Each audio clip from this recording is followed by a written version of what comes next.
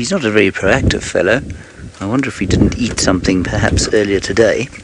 Nor does he have any friends. So he's just lurking there, and I think that's the only crocodile there is here. It is, of course, until you put your toe into the water and have it snapped off. Anyway, this group looks like it wants to come down, the one on the bank. There are thousands of them the other side. The big group that we were following before we came here has not crossed.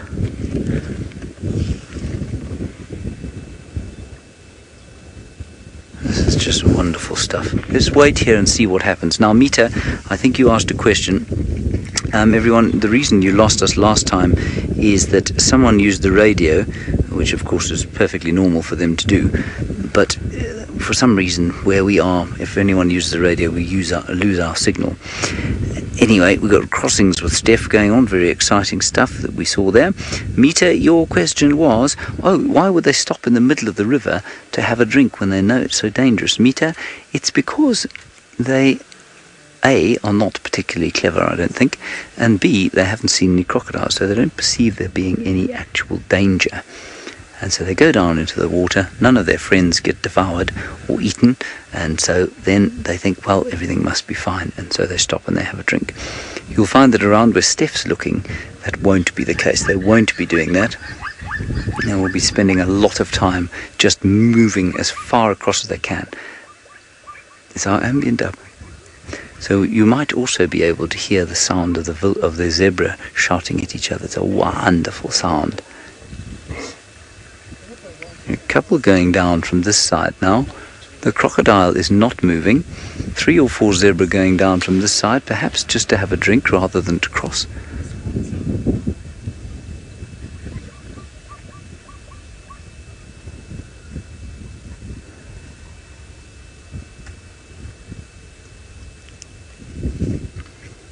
Now, Tui, you say, you see wildebeest and zebra here. Are there other animals that participate in the migration?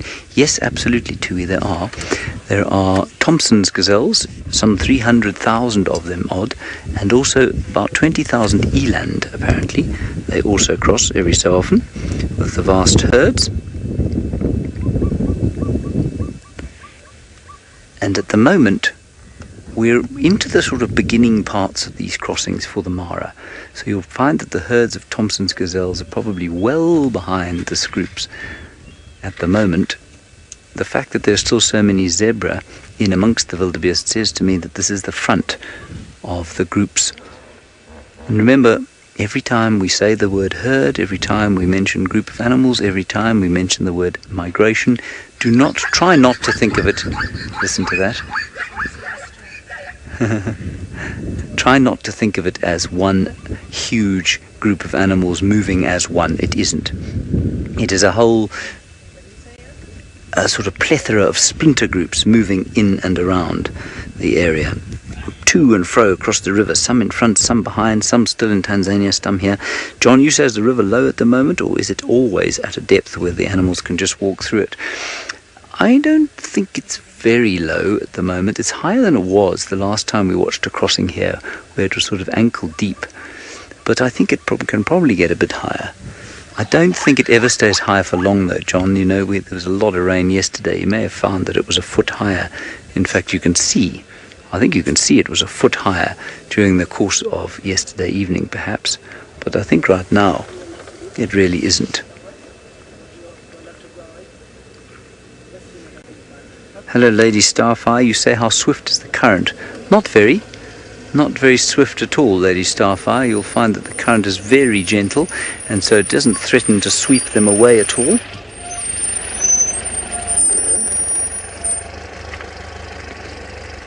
Can you see? Can you see? I'm not in your way. I'm just making sure that I'm not in someone's way. Yes, a few of them coming down and going round. Looks like they're doing their afternoon exercises, which of course is very important, isn't it, Fergus? Mm-hmm. Yes, afternoon exercise. Now there are a whole lot more coming from this side. Well, 4 or 5. They seem to have friends the other side. That's why they keep calling. And I'm sorry about the pole, everyone. It is, we just cannot let down this particular, what a ridiculous thing to say, this windscreen, because the roof will fall down on my head. Now, if you have just joined us, we are, of course, in the process of watching a crossing of wildebeest and zebra across the Mara River, most quintessential wildlife scene you can probably find in Africa. At the moment, things have reached a bit of a hiatus.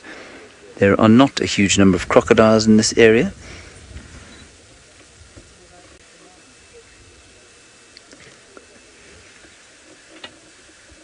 And there seems just to be one crocodile, actually, and he has mercifully for the wildebeest and zebra not harassed them at all.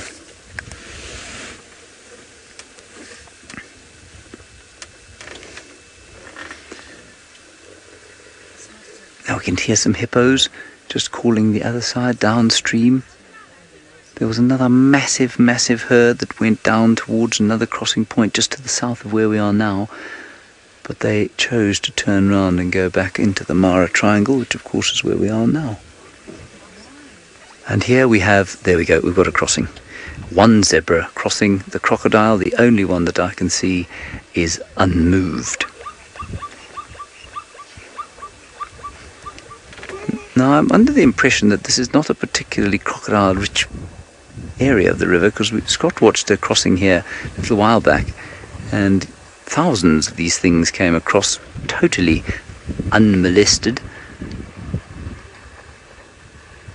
I mean, it almost looks like it'd be worth going to have a swim in there, doesn't it, Fergus? I'm not sure I would, though. Now you can see, if you have been watching the whole time, you can see that those zebra have now crossed in the opposite direction from the majority. Why they should be doing that? Well, no one really knows. It's really rather a mystery. They crow to and fro throughout the season. It's not obvious where the best kind of grass is, but they seem to know.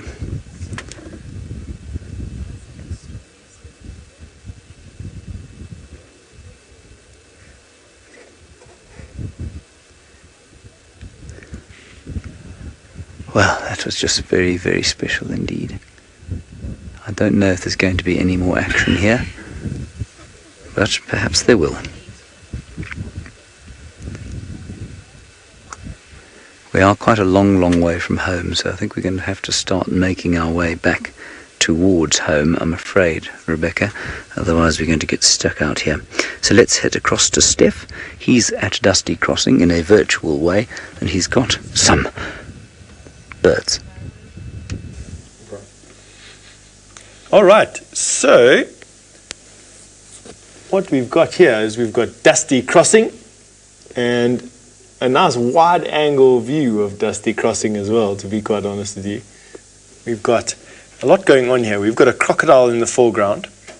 We've got some hippo that are watching some crocodile bask. Quite a lot of hippo in actual fact. So what's this crocodile doing? Let's go and have a look at this crocodile. I think this crocodile is just waiting here. Crocodiles, since I've been watching them, will sometimes sit in the shallows like this, with their noses into the current. And just like we were talking a little bit earlier, I think that these crocodiles actually have, now we're focusing on a bunch of grass. Let me see if I can fix it. There we go. I'm busy learning this machine that I have to play with over here. And I think, as you can see there, they put those two pits right on the water's edge and let the water drift down over those pits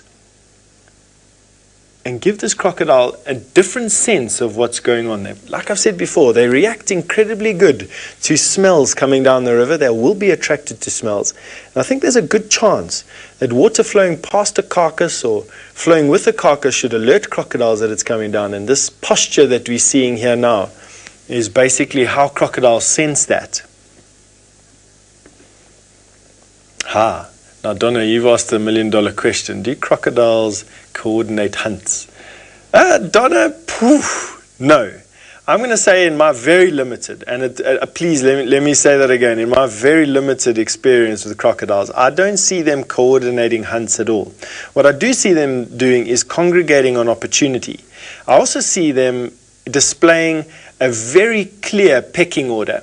In other words, quite often a big crocodile is the first to attack. The big crocodiles are the ones that hold on to the prey. And the big crocodiles are the ones that get to feed first. I don't see a lot of small crocodiles joining in. However, once the feeding starts, it's basically a free-for-all. With the bigger you are, the more meat you get, rule being sort of the game of the day. But I'm sure that there's any number of scraps that fall off of these carcasses. If you look at the way these crocodiles feed, they spin around dismembering carcasses very quickly. And I think the smaller crocodiles do get the morsels. Of course, there's a lot of animals that die by drowning. I mean, that crossing that James was looking at with you is synonymous for wildebeest and zebra drowning in their tens of thousands during a migration period. Wow, there's some white-faced duck that just came across your screen there. A whistling duck. You don't see them too often over here, but we are seeing them very often on in South Africa. Now I've lost my train of thought. Are we talking about crocodiles coordinating hunting? I definitely think that there's a hierarchy to crocodiles, and I think that there's a hierarchy in every pool. So I'm going to come out now, and at every one of these crossings, we've got a pool of water, usually flanked by a rocky outcrop. And I think that in each one of these pools, there's an enormous crocodile, perhaps even 2 or 3 enormous crocodiles. And I would say that they vie for competition for mating rights with one another for the females that are in this particular pool. Now, I haven't obviously substantiated my observation, and that's all it is at the moment, because I have seen crocodiles migrate from one pool to another. But I definitely think that each pool has a gigantosaur crocodile, and that these crocodiles are the bosses in that pool and will have the lion's share of the food as well as the mating rights to the females that are in that particular area. This crocodile's been in the same position now since you joined us this afternoon. Just look at how fabulous that is, to be honest with you. Very, very cool. All right. So I'm just going to wait for a picture to come up. There we go. So what we're going to do is send you over to Scott, who's got some banded mongoose to show you. Well, this is certainly the most relaxed group of banded mongoose that I have come across. So let's see what they get up to. What I have noticed in the short time that I've been here, and this is the place where I've seen them most in my career, is that they often go from pile of dung to pile of dung, digging it up, looking for little bugs that are feeding on the dung. So that seems to be one of their go-to techniques. They're such cool animals. And to have them this relaxed with us is a first for me. Going about their business unaffected by our presence completely. They live in quite large groups. I've seen 20 to 30 of them. And as Senzo zooms out, you'll notice there's quite a few there, and quite a few have already crossed over the road in front of us. When they're moving, we can't hear it very easily, but they're always chattering with one another. There we go. What's that one digging up there? I'm not sure if there was a pile of dung there. That one seems to have a bit of a problem with its back, one of its back legs. I couldn't work out which one. It's back right, looks like. Seems to be favoring it a little bit. And if Senzo zooms out now, you'll see quite a different beast. Look at that. Awesome. Beautiful big elephant bull with an itchy eyeball.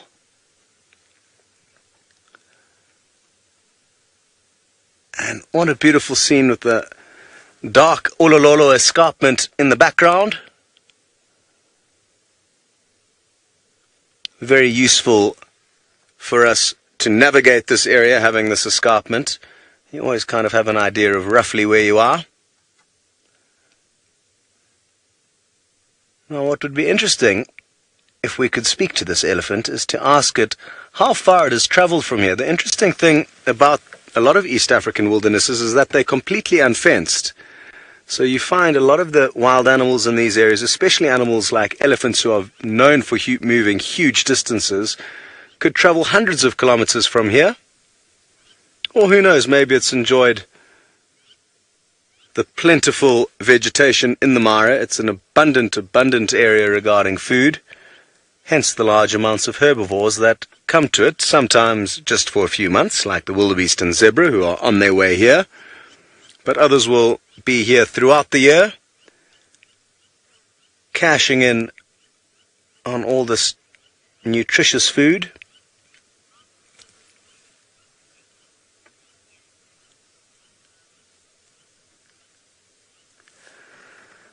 Okay. There's also another elephant. Oh, there go the mongooses there.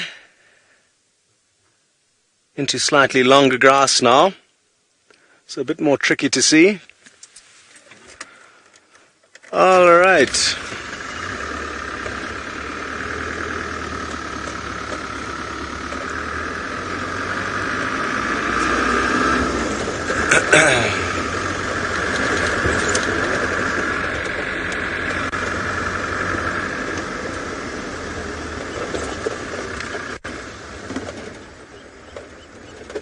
Well, I can get you some really good close-up images of this big boy.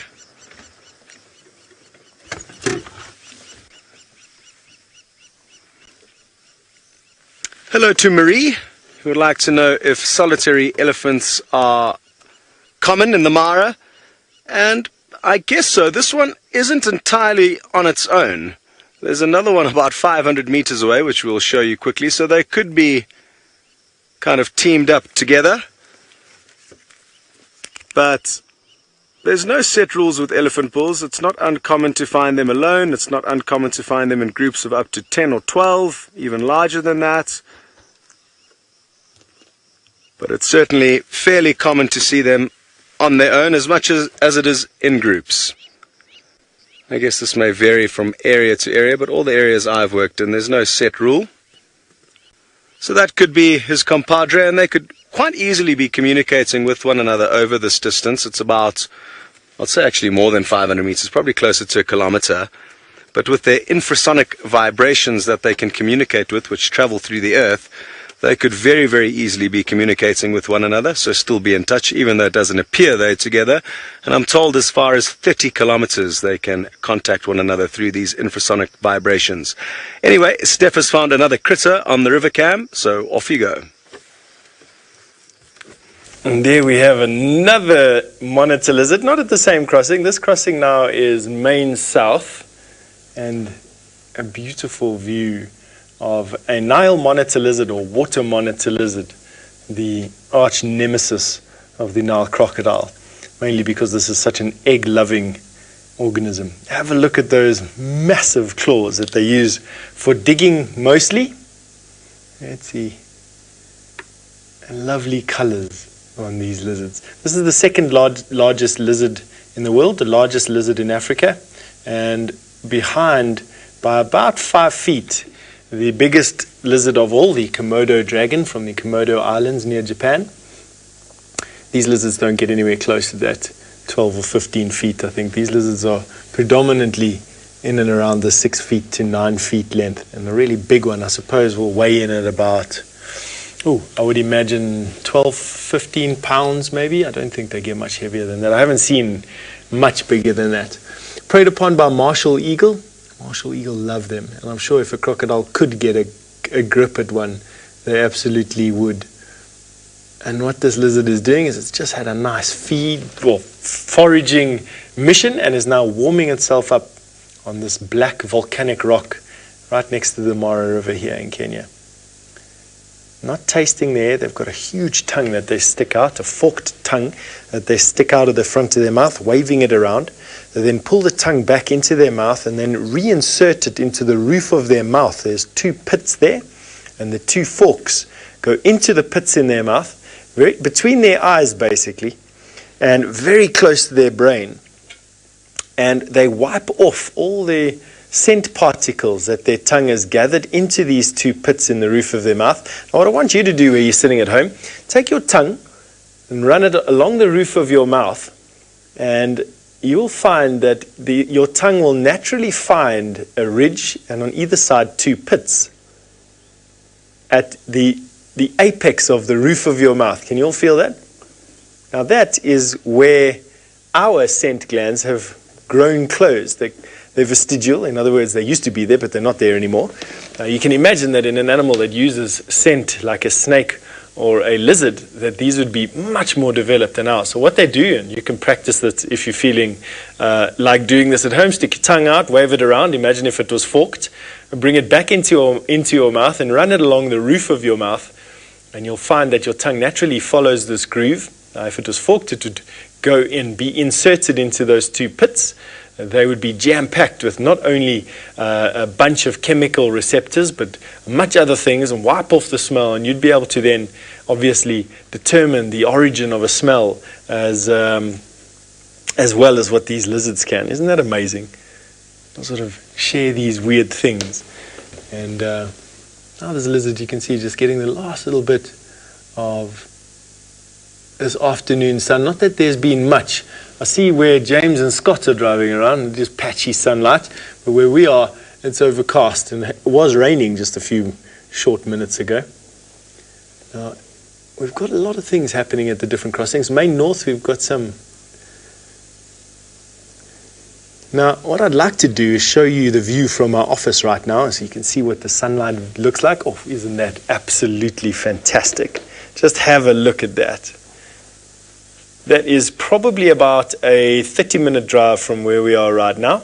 That is the view from our office. I have a camera that's located about 6 foot away from my head as I'm speaking to you right now. So that is exactly what I'm looking at, as you see.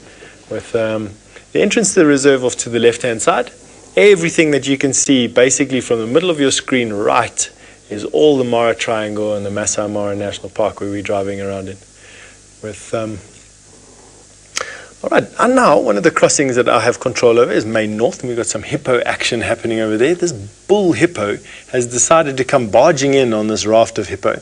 You can see what he's busy doing at the moment. I don't quite know what he's busy doing.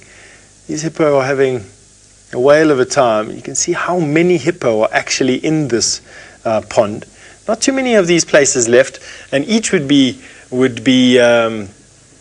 managed, if I can say that, managed by a very large hippo, and he would have his females around. As the dry season progresses, the distance between these bull hippo and their females becomes ever increasingly shorter. And although you think a hippo is a contact species, believe me, when you shove this many bodies into this smaller space, it's just a recipe for an absolute battle of titans. And quite often, hippo will kill each other. In actual fact, 50% of all hippo born are killed by other hippo, believe it or not. Now, what I find quite interesting from time to time to mull over is the fact that hippo are not, look at this tail wagging at hippo. Something is bothering this hippo. Let's go wide a little bit and see what's going on. Hippo are quite good indicators of what's going on around them. Let's see. Now Francis, who lives all the way in Israel, has asked an interesting question. Do hippo live in harmony with crocodiles? Francis, up until this point, I would have said to you probably not, that they're so far removed from one another as species that although a general tolerance is can be expected since they live in the same water with one another, there isn't much past that. But I am going to change my opinion on that because I've watched hippo and crocodile associate with one another. I've watched them interact with one another, and I personally think that there is a lot to be said about crocodile and hippo interactions with one another, absolutely. And I think that because hippo live for such a long time, they live 40 to 50 years, and because crocodiles live for such a long time, 40 to 50 years, and they share the same pools with one another, that I think that these hippo know the crocodiles. They know what's going on. They don't like it when crocodiles hunt aggressively. But anyway, enough of that, I suppose. We can discuss that in time to come. Why don't we send you over to James, who's got some dark skies to show you. That's Fergus. Fergus is just trying desperately to get the various bits of equipment that are falling off this car into a position that you don't have to look at it. Shall I move forward slightly, Fergus? Is that all right? What we wanted to show you is the darkening sky, of course, sitting above an Inselberg, I suppose you might call that. Very pretty indeed. I think that's magnificent. Anyway, that's what we have. Rays of the sun. Ooh. Is that a... That's a beefy, isn't it? I thought it might be a rhino, but it's a beefy.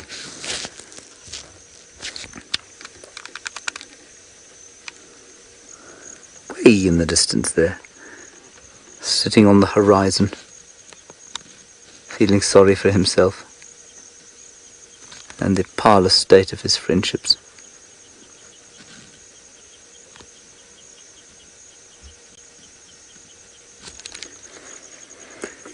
Otherwise, everyone, we've left the river. Obviously, that is very clear to all of you on account of the fact that we're clearly not on the river anymore. There was no further crossing action. There might still be at some stage. And we're not too far from the headquarters of the Mara Triangle, which is on an Inselberg just to the other side of this, which we're not going to show you, of course, because you'll have to go past a whole lot of stuff. Whoops to daisies. There's Rebecca saying we're going to link to Steph because he has got a monitor lizard. Well, our monitor lizard has become mobile again, and this time I can absolutely show you what they do with that forked tongue of theirs, because he's obviously picked up a little bit of temperature, which has got him going again. And what he's busy doing at the moment is hunting. Now, you can see him looking up and looking around. It's not as smooth as what I want it to be, so let me zoom out just a little bit. You might find that. Look at how long this lizard is. Difficult to give you an impression of how long it is, but that's probably close to about 4 or 5 feet. I'll watch this lizard or flick out its tongue every now and again. And that, you see that massive tongue? So flick out, wave around, pick up all the scent particles, touch the floor in front of it, pick out all the scent particles, wipe it off in those glands in the roof of their mouth, where their brain and all those sensory organelles are busy telling them exactly what they're busy smelling.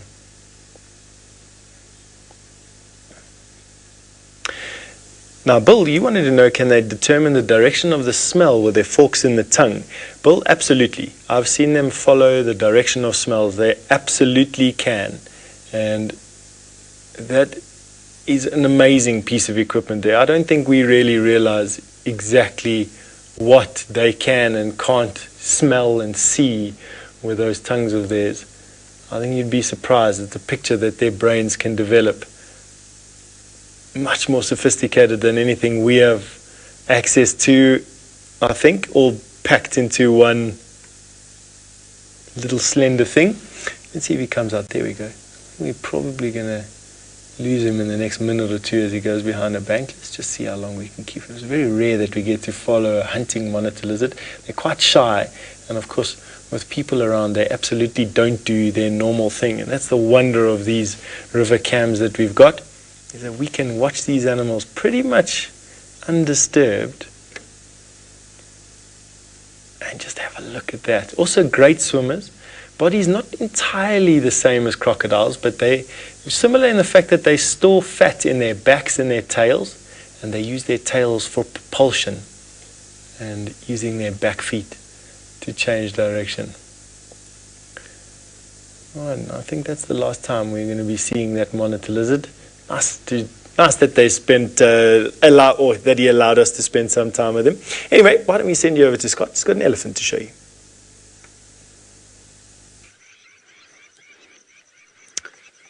So again, from one small beast to a large one, I guess there are a few small ones dotted in the foreground, a little Thompson's gazelle, and a beautiful herd of elephant, walking through one of my favorite areas regarding scenery. I've yet to do too much exploring in there, but I always look across and enjoy what my eyes are seeing. And it's quite interesting how the big herds of elephants, well, the herds of elephants, and there are fairly large herds of them moving through the Mara, how they move away from the river at night up into the hills, and I guess these are kind of heading in that direction. So they'll come down for feeding on grass during the day, and I guess good water at the river, and then up into the higher reaches for their nocturnal grazing or browsing. Now there's also some action unfolding here with these Thompson's gazelle. It looks like there's some youngsters playing about.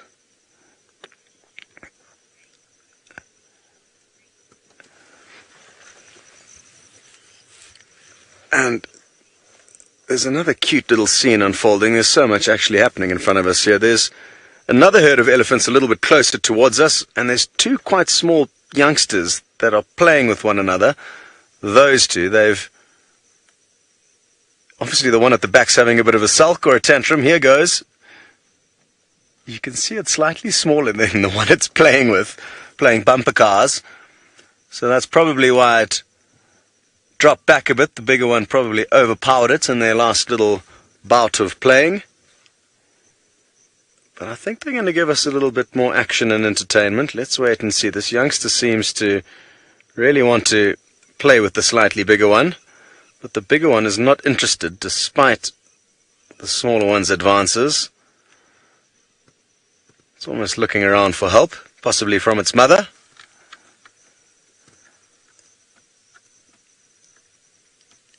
Oh, this little one on the right has got some serious attitude.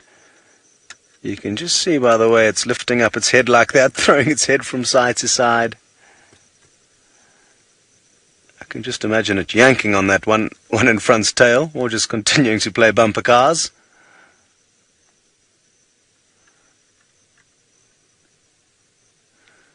And a topi in the background, nibbling away on the short grass.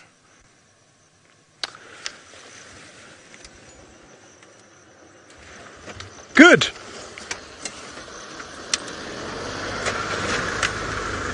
So, Romy, you would like to know, who's just 3 years old, would like to know if elephants will push over trees in the Mara. And yes, they certainly will, Romy. There's not too many trees here for them to push over. But, oh, sorry, not Romy, Rainbow. And good to have you with us, Rainbow. And yes, they certainly will push over trees, and I'm sure if you keep watching, you'll get to see it happen. Something similar to that, but not quite the same, is how they sometimes rub their heads or knock their heads against trees to get the fruits to fall out. And we did see that happen about a week or so ago, and that's also something very interesting to see. It's one of my favorite things to watch elephants do, and they do it to many different types of trees. And then they get to pick up all the treasure that falls down onto the ground.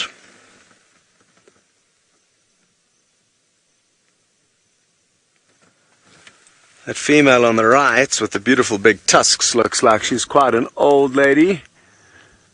You can see how all of the bones in her body are protruding quite a lot. She's quite thin, and if she turns her head towards us, you'll see that even her head is that of a very aged animal.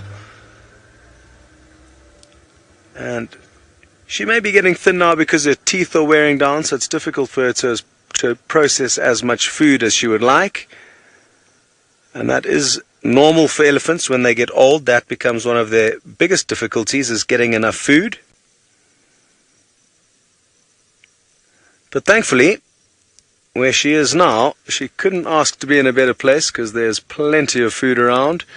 Even though we're in a drought at the moment in Kenya, it's hard to believe.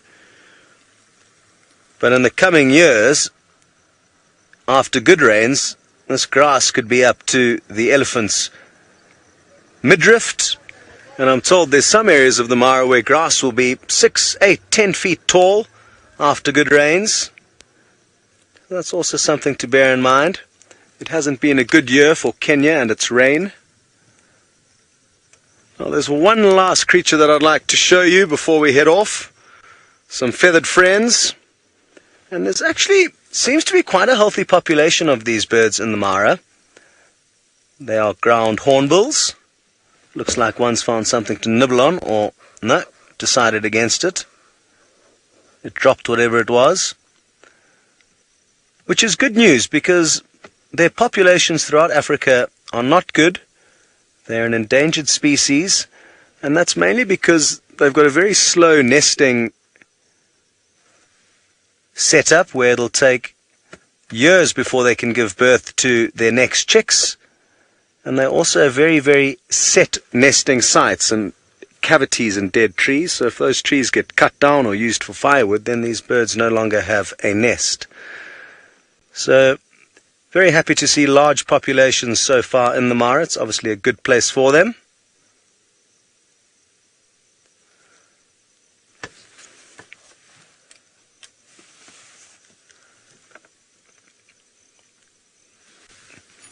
Okay, well, James has found a small little baby gazelle that he would like to show you. We'll see you later. We have found a small little baby, tiny little cute gazelle, a little Thompson's gazelle. Isn't it just too delicious? There's its dad, I'm assuming. They don't live in nuclear families normally, but there's dad, and there's a pole, which is deeply irritating. That little thing is wanting to play. Let's move down the road. Oh, you're right here, Ferg. Let's wait for a little bit. You tell me when you want me to move. That is too sweet.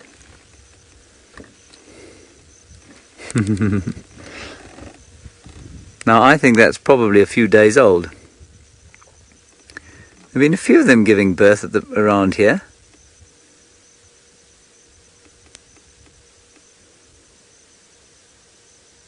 And like I say, I said this morning. I'm not sure that they do it quite as as what should we say, as regularly as impala. I don't think they give birth nearly as what's the word I'm going for, as clockwork like. Seems like the wrong word to use. Very, very cute little thing.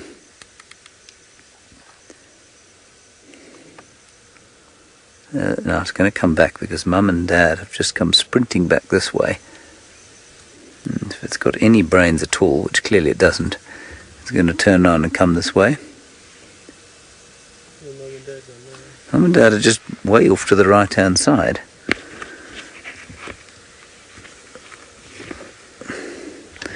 There does appear to be a little bit of precipitation falling now out of the sky, which is slightly distressing, I shan't tell you a lie.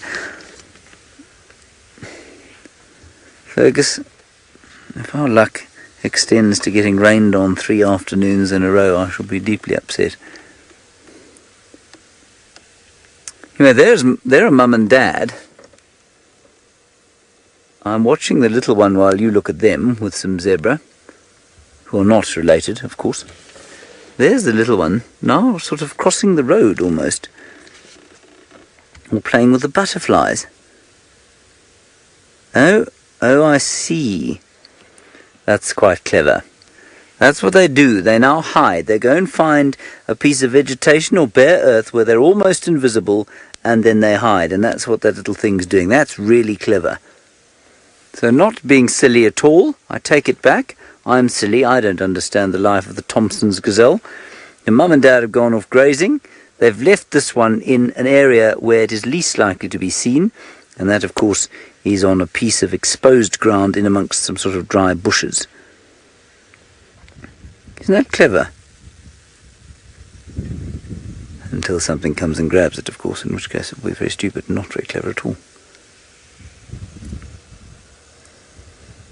I'm smelling a bit of rain, aren't you, Fergus? But we might be okay. I thought that we were going to get rain a lot before we have. I didn't think we were going to get an hour into this drive. Anyway, here we sit, not more than an hour away. Anyway, there's the cloud into which we're going to head. In the meantime, while we do that, let's head across to Scott, and I'll just see if we need to put on our covers or not.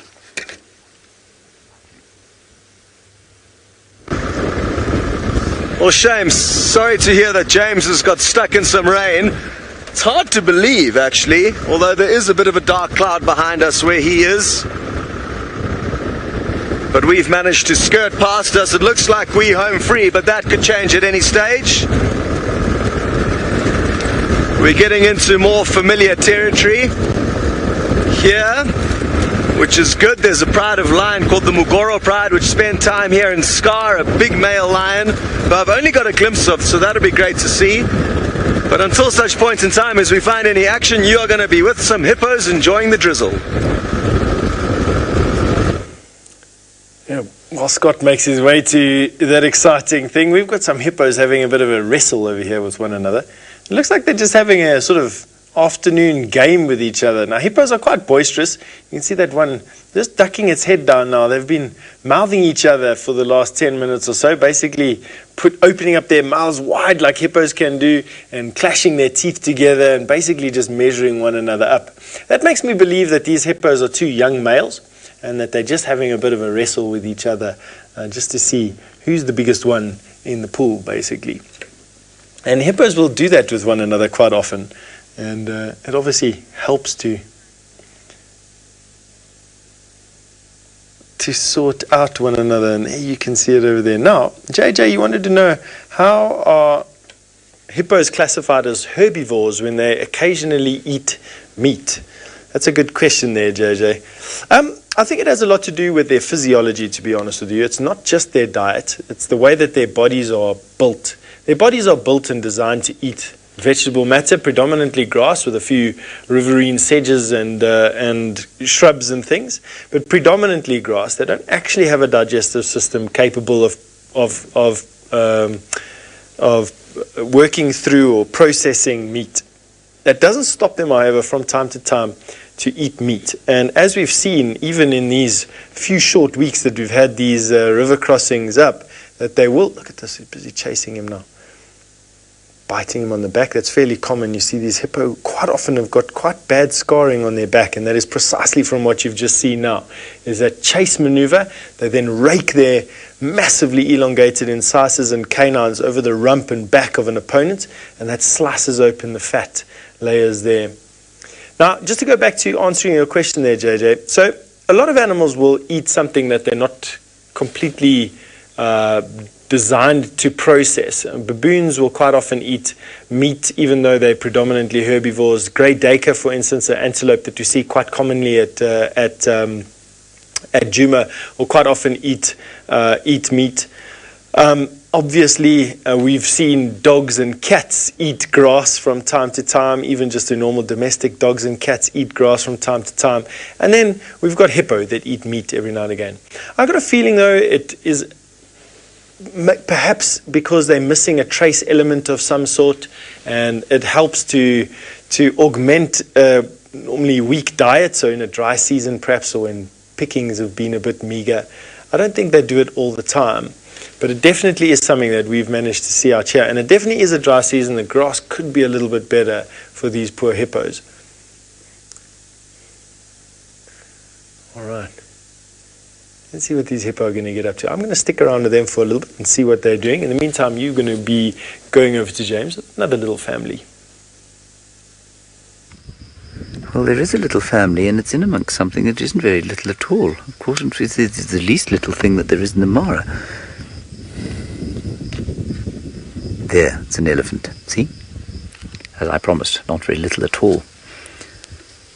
And this is, I suspect quite strongly, the same troop of banded mongoose that Scott showed you. Not that particular one.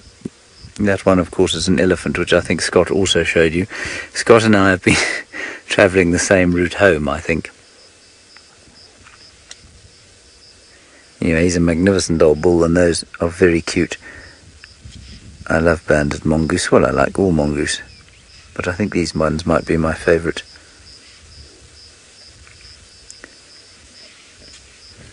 And really, I mean, much like the dwarf mongoose at Djuma, they are very confiding after a while. They take a little while to habituate, and after that, well, you can pretty much do what you like around them.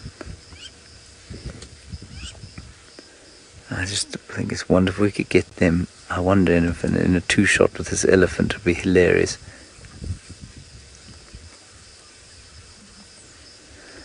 Roshni, you want to know if I know of any difference in the lifespan of the elephants here versus the elephants at Djuma? Roshni, I haven't, and I mean, that's not necessarily because they don't have a slightly longer lifespan. You'd expect them to probably have a slightly longer lifespan because they eat much softer material here, so you would expect that their teeth would wear out slightly later than the ones, for example, in the Sabi sand. But I haven't, this chap is probably, I'd say he's about 45 years old. At 55 he'll get his last teeth, and 7 years later, in theory, in the Kruger, he'd drop dead from starvation. But here, maybe it's 10 years, maybe it's 12 years. It might be a little bit older than that. I tell you what, I think that the tusks of the animals I've seen here have been longer than the ones than I've seen on average in Kruger. And I also think that they are thinner on average. This guy's a really nice tusker, but if we saw this chap at Djuma, we'd almost certainly say, wow, what a big tusker. That said, I haven't seen a bigger tusker here. So, he's pretty big. Now you can hear the birds going crazy. Those are the crowned lapwings, and they're very upset because of the mongoose are obviously quite close by, and if there is a nest, those mongoose will eat the eggies. A mongoose loves an eggie, and often what they do is, especially the littler ones, will line a stone up behind them and then fling the eggie against the stone through their back legs and, well, then eat up the albumin and the yolk. So that's tool use by the family Herpestidae, which I think is quite amazing, as I've no doubt to all of you.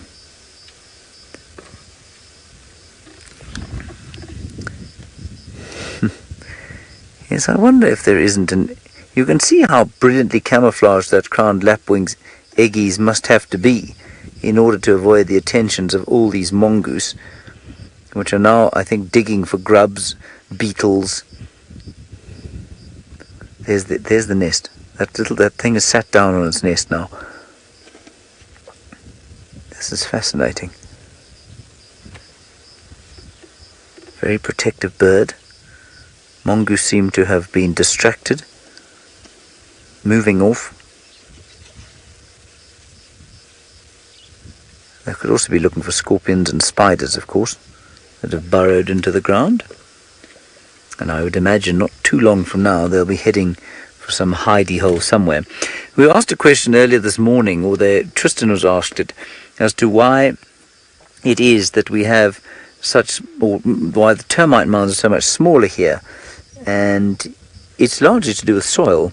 The soil here is much more inundated with water, and it tends to have a lot more black cotton soil, so it doesn't have that sandy, well-drained soil that you get around Djuma, and therefore the termite mounds don't get nearly as big because the water table is that much closer.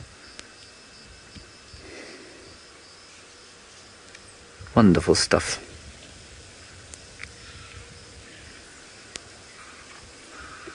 Hello Tiffany, you're wondering about meerkats and if there are any in Africa, and if so, where? Yes, there are, Tiffany, absolutely. I mentioned again this morning about the Lion King. I made mention of the fact that it was the source of an almost sort of inexhaustible supply of biological misconception. One of them, of course, is that meerkats occur in this kind of area. They don't. They are a mongoose. They're a desert mongoose, though, predominantly, and so they will occur in places like the Kalahari Desert in South Africa, up into Botswana, you'll find them, up into Namibia, many meerkats, along with the ground squirrels. But up into a well-watered area like this, you'll find they almost always are replaced by things like banded mongoose or dwarf mongoose. So no meerkats up in an area like this. Oh, yeah, BJ, you say, how big are those mongoose? It's quite difficult to tell, isn't it? You say, are they about the size of a small domestic cat? No, they're about the size of a fairly large domestic cat. Yeah, they're quite big. I mean, they probably weigh in the region of 5 to 6 kilograms, some of them. Nah, maybe not quite that much, say 4 kilograms. Which is just over 2 pounds. Is it? No, it's not. It's just over 9 pounds. just under 9 pounds.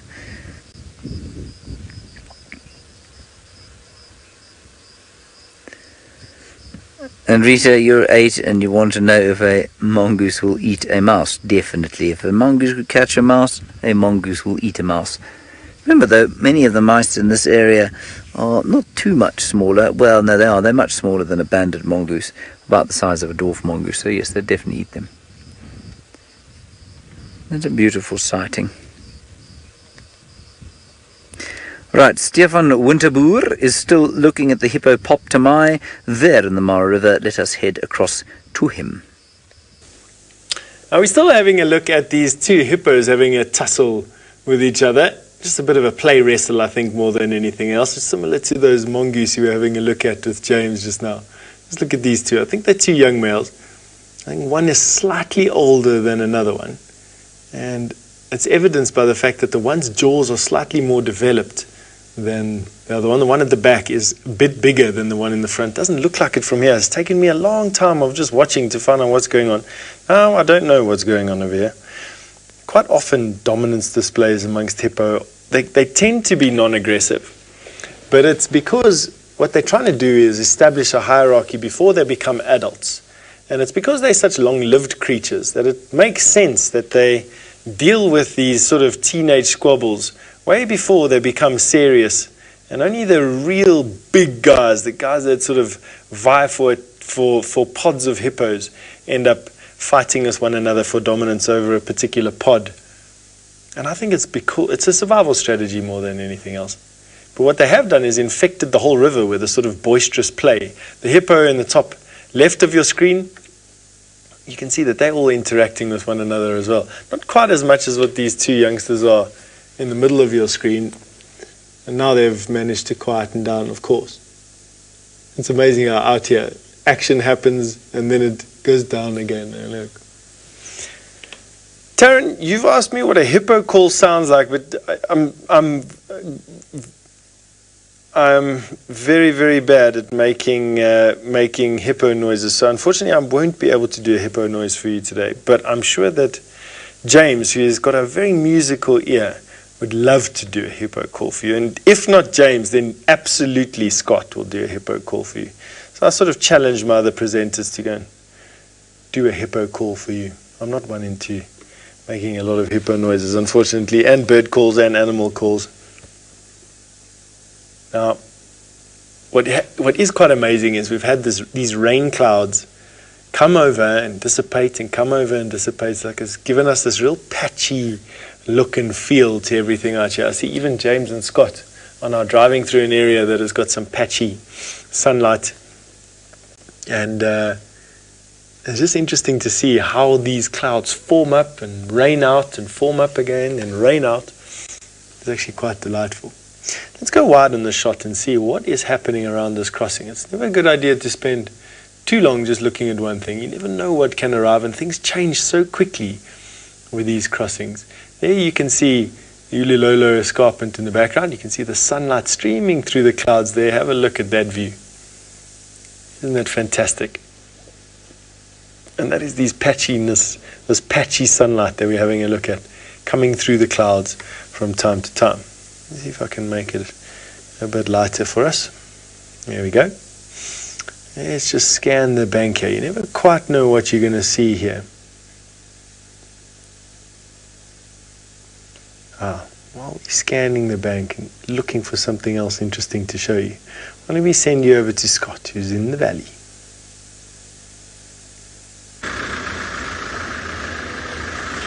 Well, it appears our luck is with the elephants today. Every corner we come round, we find another herd. So good timing as we stumble upon this one. We're officially in Agama Pride territory now. This is the furthest I've actually seen them come away from the camp. Our camp is just up on the hills to the left of us over there. There, that one. And they're usually just at the base of that hill. I think they haven't been moving as far as lions ordinarily would because they've got all these cubs to tend to. I think staying in the core of their territory makes more sense. There's another 3 lioness that border their territory to the east. I think they are called the Olololo Pride. And then some more to the south. We're not too sure on exactly what's going on to the south of us. There's quite a lot of lion in the Mara, so we're not sure exactly who is who yet. Hello! Some happy tourists, as they should be. And we will just plonk ourselves right here in the middle of the herd. And interestingly, the first elephant that I've noticed that stands out is lacking a tail. And that isn't something you see very often. You sometimes see them missing the end of their tail. But this is certainly the shortest tail I have ever seen. Wouldn't it be interesting to know how she lost it? Possibly a birth defect, possibly a poacher's snare, possibly a hyena when she was just a tiny little baby, or lion. Speaking of babies, there's one, oh, it's just finished nursing. But quite a few youngsters here. Is the smallest one going to be like the one from the other herd, also full of beans? And it looks like it is. All the baby elephants are having a bit of a tantrum this afternoon. Maybe they don't like the weather. Oh, you're biting off more than you can chew, picking on those two. The thing I love most about little baby ellies is the way they don't know what to do with their trunk. So in a situation like this, it just bites onto the end of it because it doesn't know where else to put it. Or when it sways its head from side to side, it just essentially slaps itself with its nose. Quite a few interesting ellies in this herd. I've just noticed another one off to the right sends a big female whose tusk is growing the wrong way around. Just that one there. Yeah, just to the right of the where they were. Further to the right. That one. There we go. Some strange dentistry, but it doesn't seem like it'll cause her any harm. Good. We're not too far from the alleyway where the Agama Pride spend time, so we are going to carry on and see if we cannot get to the bottom of the missing cub. Even though we've heard reports that it is reunited with the Pride, it would be nice to see for ourselves.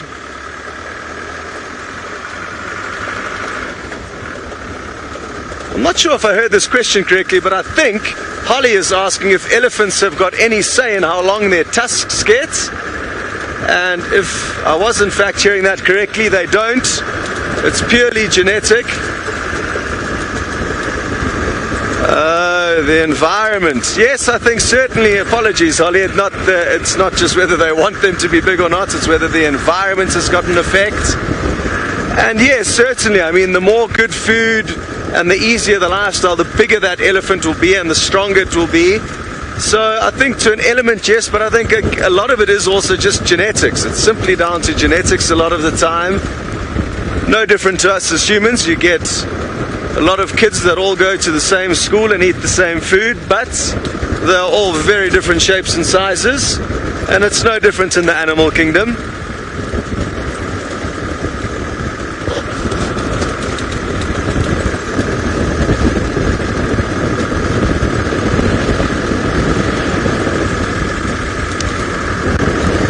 Hello to Jordan. You're also interested to know a little bit more about tusks and what would qualify an elephant to be a tusker. I'm not sure if there's an official length or weight, because often elephants' tusks are measured in weight, not necessarily length, so it can be how thick they are. If they were long and very thin, they could well qualify to be tuskers. However, it's usually the bigger, thicker tusks that get a lot of the limelight. And I'm not too sure on the finer details as to when you could describe an elephant as a tusker or not. But I'd be happy for you guys to let me know if there are any weight or length or combinations that will allow an elephant to consider itself a monster. Interestingly, James said he thinks the elephant bulls in Djuma are bigger than here, whereas I feel the other way around. I felt like a lot of the elephants I've seen up here have been, both male and female, have had bigger tusks than your average South African elephants. That's not to say that you don't get some big tuskers in South Africa. So that'll be an interesting one to do some research on.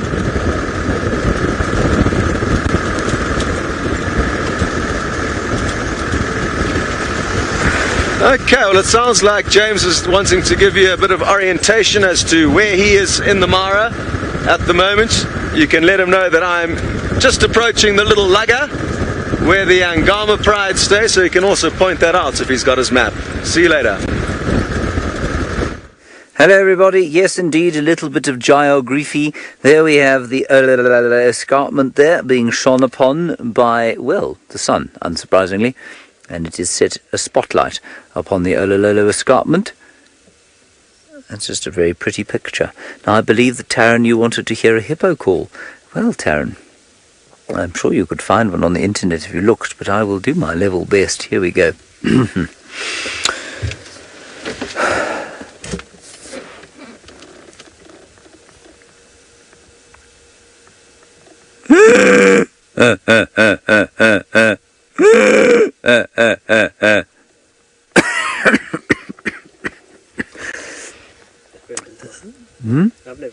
No, it was finished by the time I started coughing.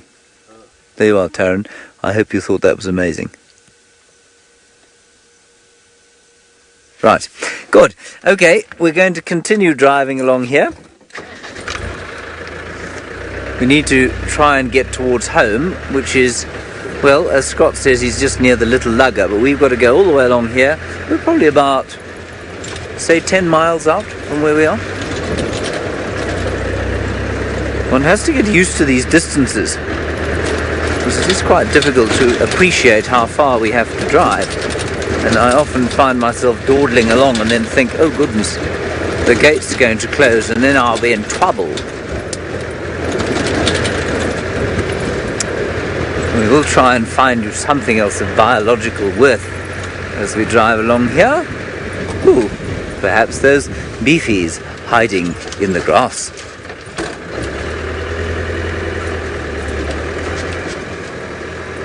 And there they are, beefies in the grass. Can you see them? Just with those beautiful sun rays as well.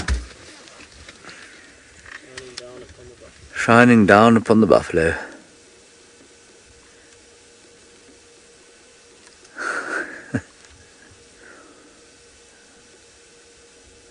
I never can get those rays in a photograph.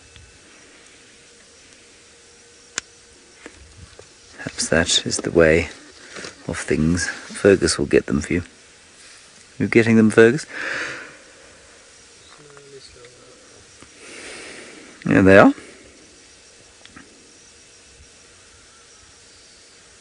Beautiful. Beautiful, beautiful.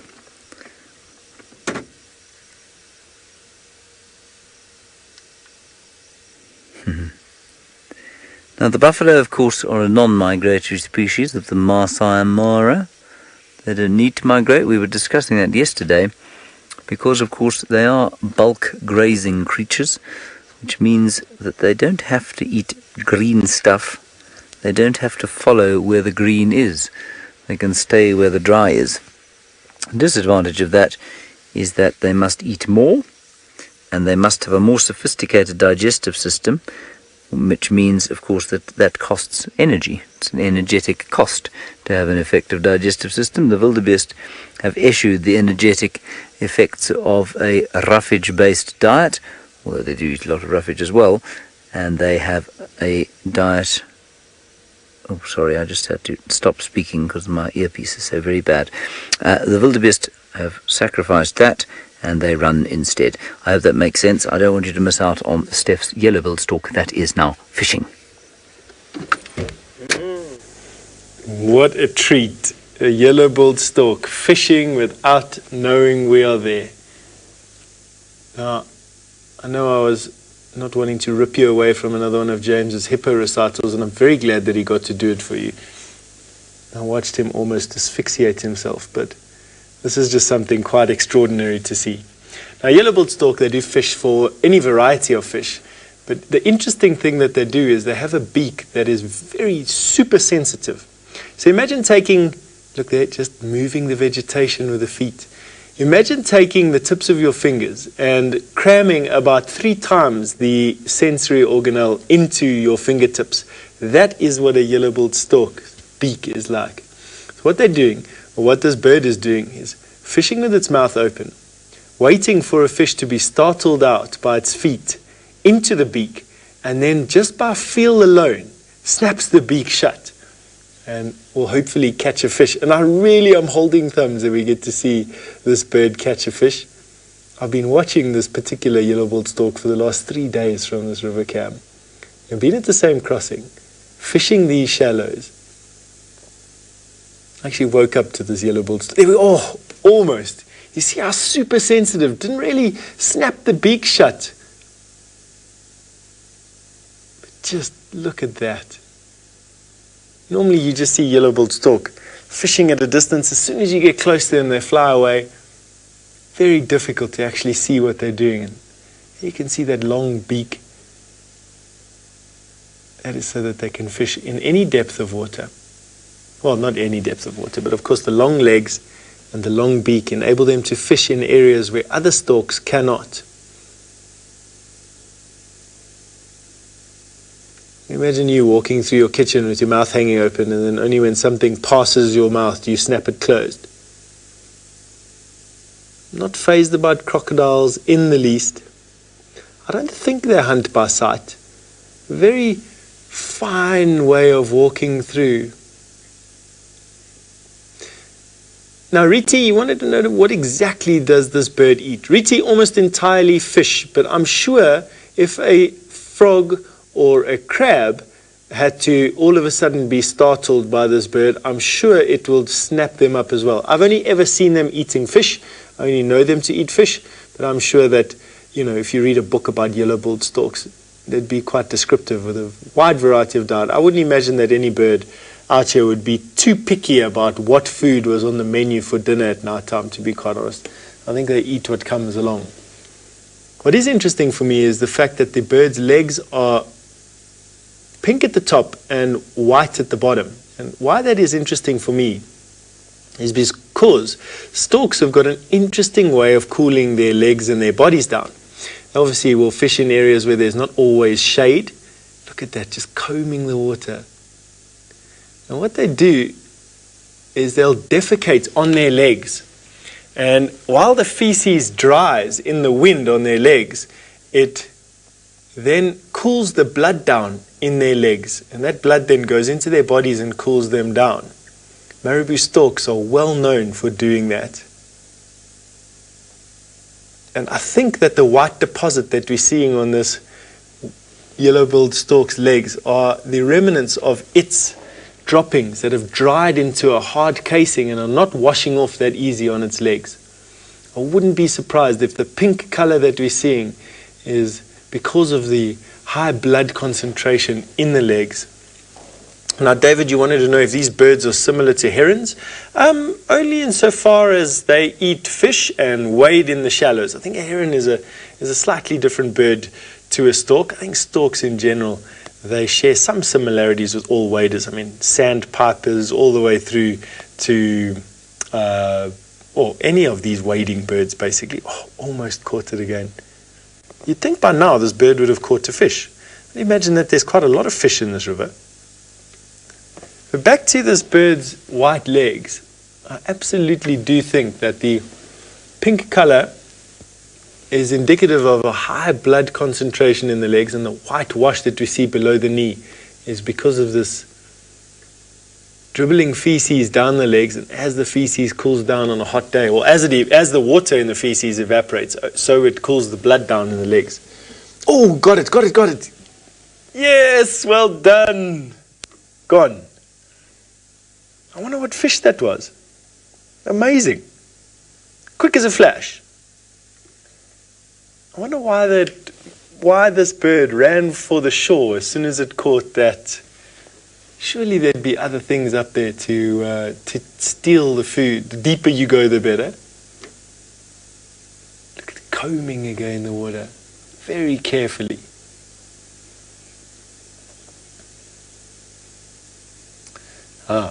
Jane, you've asked me a nice question, one I don't really have all the answers to. You've asked me what fish species are prevalent in the Mara River. I definitely know you're going to be finding the catfish, Clarius garipinus in this river. You're also going to be finding some tilapia species. There is a type of fish called a cowfish, which I just heard about from the rangers here the other day, which is basically a fish with a trunk on the end of its face, and it forages around in the leaf litter and detritus at the bottom of the river. I'm sure there's a whole host of different fish species that occur in this river. I'm not 100% sure of all of them.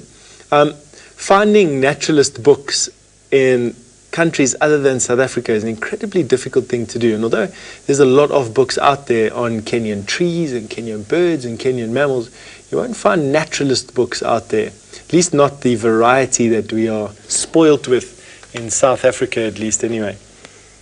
Very rare to find people writing books about this. Perhaps we can eventually persuade James Henry to write one. He's clever enough by 10. This bird just combing the water. I wonder if it knows something, if it can feel something of the current in its beak that allows it to think that perhaps this is the best area for fish or not. Very cool. All right, we're going to watch this bird for a little bit longer and see what else he can haul out of the shallows. In the meantime, we're going to send you over to Scott and those cats he's with.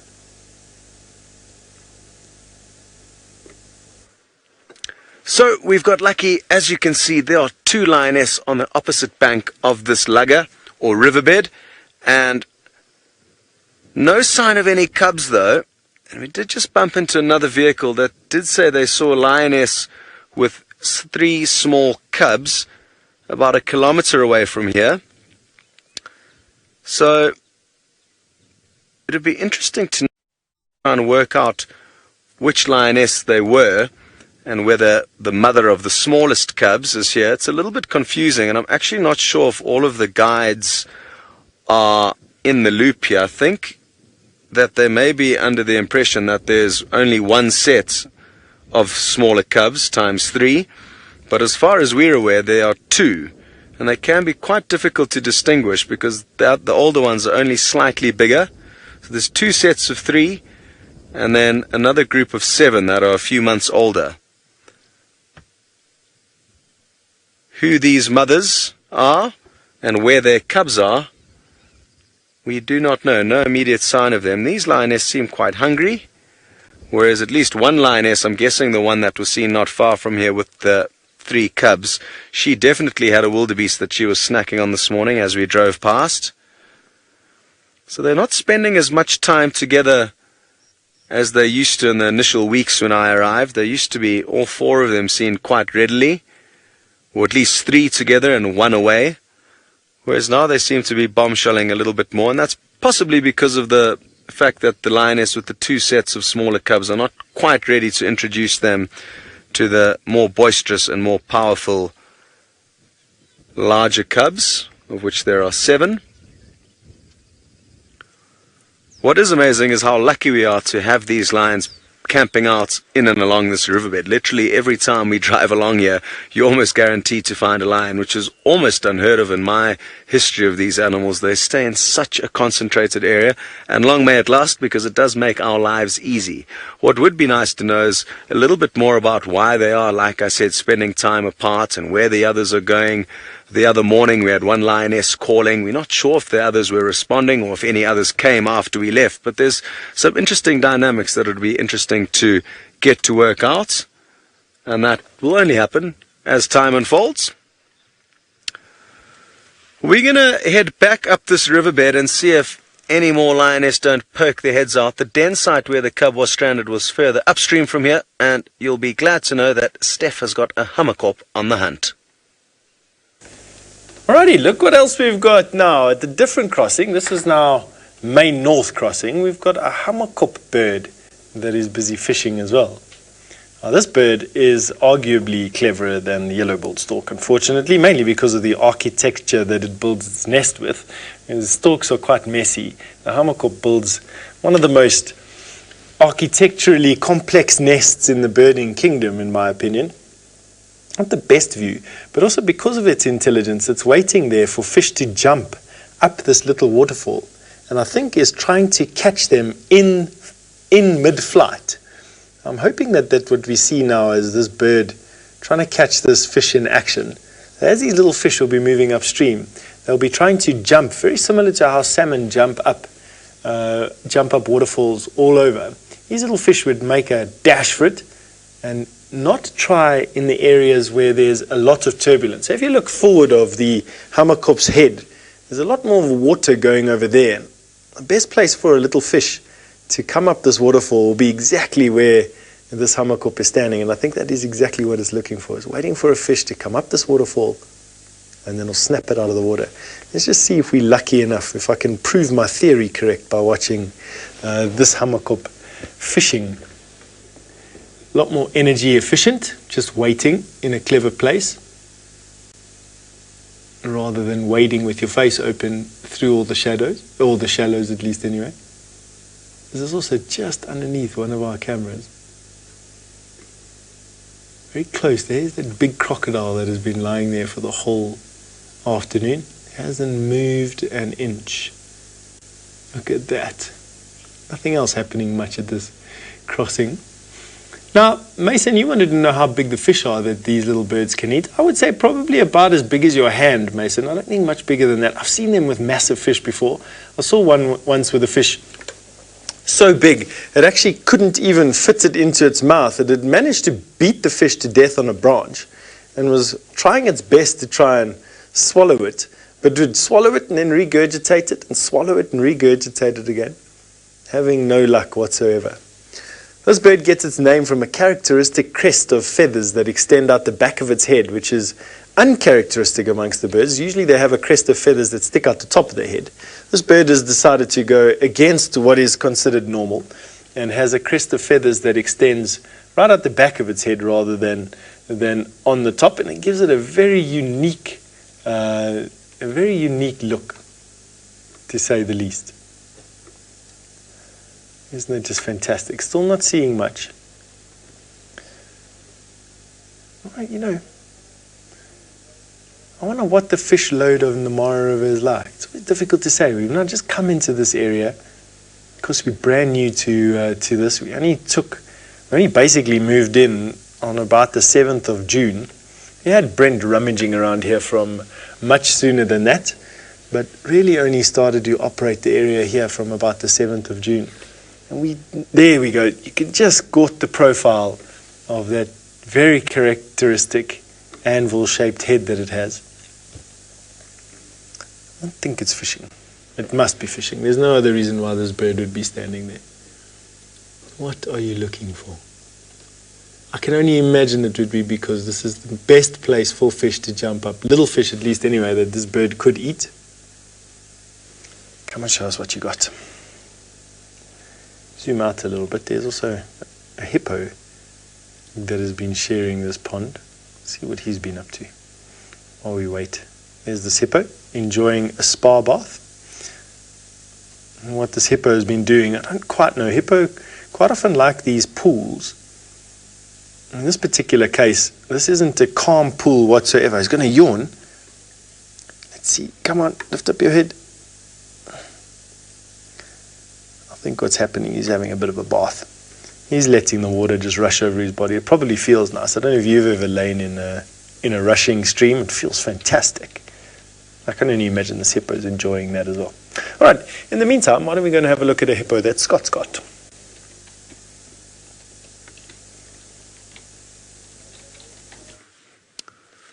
Well, yes, there is a hippopotamus as well as a lion. And I'm also guessing she is part of the Agama pride. She's just a little bit upstream of the riverbed where they spend time. This is kind of the source of that riverbed. There's a large swamp in front of her that feeds into the riverbed. Well, sadly, from this distance, I can't... Oh, maybe now that she's turned her head, we could see that characteristic scar. Please zoom in on her... Oh, are you full there, Senzo? Yes.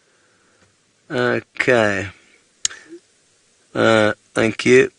So tricky. The lioness with the three smallest cubs has got a small scar below her left ear, and if we could just see that, then we could be certain that the other lioness that was seen further north of where we are now, a little bit earlier, is the one with the larger, smaller cubs. It's all a bit confusing. Either way, they've all scattered themselves out. This one looks like she's certainly readying herself for any zebra that may stroll past, or any prey. A lot of the zebra head up into the mountains behind her at night and then stream down during the day, but it looks like they've already all made their way up that hill. And then they stream down in the morning. Always a beautiful sight. Magic. Well, no joy finding any sign of the cubs, but tomorrow is another day. I'm not sure exactly what our plans are just yet, but I'm sure we'll have some vehicles out and about. We may be heading across onto the western side of the Mara to do some more network tests, but also to try and spend some time with 5 male cheetah. There's a coalition of 5 that are doing some serious damage to the wildebeest population in that neck of the woods, and it would be great to spend some time with them. But in the coming days, I'm sure we will be able to touch base with the cubs again. Oh, well, this is interesting. Let us show you where Steph is in relation to us. He's up on the hill over there, and he's spying on us with his camera. So why don't you take a look from the opposite angle? I absolutely was spying on Scott, and you saw me waving there to Scott in the distance. That is one of our cars. I think it is Quito that Scott has been with the whole day. He's been out since before sunrise this morning, of course, and has been showing you some amazing things throughout the day, just repositioning slightly for... All right, so we'll leave Scott to carry on looking for that. While we're at it, just have a look at this view that we've got of this spa bath that's going on here. We've got a suntan bed that's occupied by the crocodile at the moment. We've got a snack bar that's being occupied by the hammerkop bird, and then we've got a jet bath hydrotherapy that is being occupied by the hippopotamus. There's a lot of things going on at this crossing today. Let's go down and go and see what our friend crocodile has been up to for a bit. I don't think he's been doing much. He's obviously digesting a big belly full of something or other. You can see over there.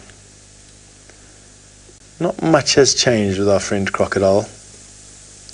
Eyes opening and closing every now and again. I think this camera makes a slight noise when it zooms, and you can see definitely that crocodile has a faint... Look at that, eyes going out into the open. Oh, that is fantastic. Ooh, Justin, you've asked me what kind of bacteria do you find in a crocodile's mouth? The exact names I'm unsure of, Justin, but I can tell you now that it's not going to be friendly bacteria. That's for sure. Now, I wonder if you noticed that as that crocodile closed his eyelid, you saw a thin film of membrane. There we go. You saw it slide back over the eyeball. That's called the nictitating membrane. There, you could see it there. Oh, and that's wiping the eyeball clean. It also enables the crocodile to see underwater, funnily enough. It's like a pair of goggles, a pair of swimming goggles. A lot of animals have this nictitating membrane, but it's not something that we can easily show you on a safari live safari, generally speaking. And that's because you can't really get close to crocodiles like we are right now. But just have a look at that fantastic view of the barnacle-like eye of a Nile crocodile in its skull. Now, I wonder if that it's breathing or that it's heartbeat that we're seeing. I don't know. And it's just flapped open its ears coverings. That looked like a flap. So extending behind the crocodile's eye is a slit that looks like it extends behind that ridge. And that almost looks like it's ear opening, that it has a flap on, which would make sense, I suppose. If it's able to go underwater, it doesn't want to get its ears full of water. I know I hate getting my ears full of water. And look at that. Now, take care. You've just asked me if crocodiles can hear. They hear incredibly well. Now, not only do they use sound in their courtship displays, but they also use sound to avoid predators. I know I've tried to sneak up on crocodile before, and even the slightest alarm call from a bird, these crocodiles are super sensitive to, and they disappear into the water as quickly as they can. Oh, isn't that just fantastic that we can see that nictitating membrane on that crocodile? Oh, wonderful. All right. That's me for today. We'll catch up with you later. You're off to James to have a look at some elephant for the closing. There we have some beautiful elephants, everybody, and one of them, of course, oh, you can't see that one. There's one around here that has no tail, but I think there's a, there we go. Look at her. Shame. No, she doesn't look too upset about it. She said, you know, I've learnt to live with these things and I'm okay. She's got a very cheeky little youngster who's disappeared somewhere. He's in among, I think that's him with his back to us. Isn't that sweet? We're going up that mountain now, of course. It's the end of a long day. We left the top of the mountain at almost exactly 6 o'clock, almost exactly 12 hours a day, 12 hours ago, and it's been a very, very special day exploring the Mara. All the way across to Kabalalet Hill, where Alex was doing his tests, and Scott told you about that. Some cheetah this morning. Alright everyone, that's going to be it from us. Thank you very much for coming on safari with us. It's been wonderful fun. Thank you, Fergus. Thank you. Well done. And to Scott and Steph, who did a fantastic job today from the top of the hill there in my studio. If there's one man I trust in my studio, of course, it is Stefan Winterboer. He won't put his feet on the furniture and that sort of thing. Mostly to all of you, thanks for your questions and comments. We will see you, of course, tomorrow at, well, I'm not sure what time actually. Bye-bye.